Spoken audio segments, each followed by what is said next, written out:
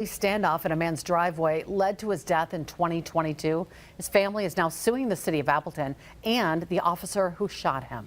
Lawsuit filed by the family of Daniel Pesavento claims that he was threatening suicide and going through a mental health crisis. Officers were responding to a 911 call from his mother-in-law who reported a domestic violence incident.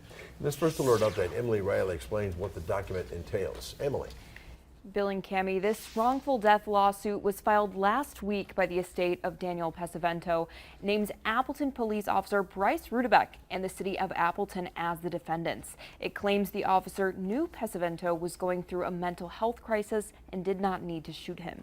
The suit also claims Rudebeck fired 4 rounds from behind a police car 100 feet away, hitting Pesavento in the side and back and not the front.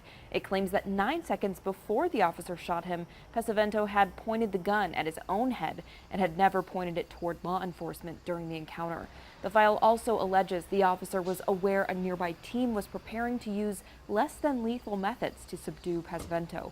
The man says he was an Army veteran suffering from severe war-induced psychological trauma and was despondent on the day of the shooting after fighting with his wife.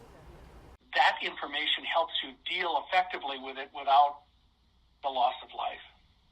This is a life that should not have been lost. It should not have been lost for his daughter. It should not have been lost for his wife.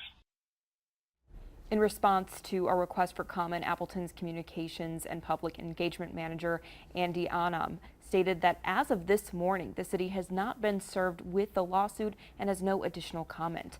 The lawsuit seeks a jury trial and unspecified damages.